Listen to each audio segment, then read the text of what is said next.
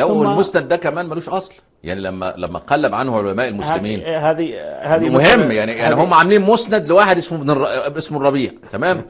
هذا المسند مكذوب على هذا الشخص اصلا. واما بالنسبه للمسند فان مسند الامام الربيع رحمه الله تعالى كتاب مشهور في كتب الأثر. إن مسند الإمام الربيع رحمه الله تعالى تجدونه مذكورا في كتاب المعتبر.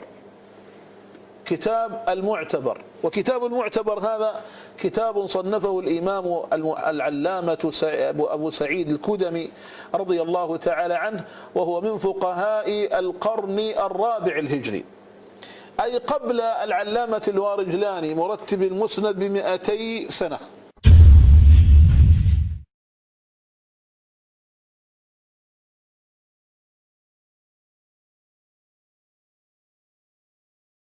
العجب أن هؤلاء إذا أرادوا أن يثلبوا طائفة ما وخصما ما جمعوا كل شيء، المتردي والنطيحة والمنخنقة والموقوذة، من أجل فقط الإساءة إليه. ومن ذلك أنهم اعتمدوا رواية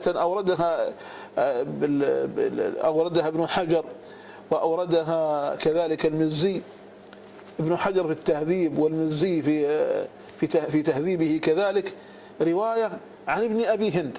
ابن أبي هند في القرن الثاني، وهؤلاء في القرن السابع والثامن، انقطاع بعيد، واعتمدوا عليها فقط من أجل إسقاط نسبة الإمام جابر إلى الإباضية. فانظروا كيف يضحكون على عقول الناس. أضرب هذا المثال فقط، نموذج من تلك الروايات التي أوردوها، هذا مثال فقط لتنظروا كيف التعسف والعجرفة في الإنكار على المخالفين بطرق يعني شيطانية وفيها تمويه على عباد الله تبارك وتعالى.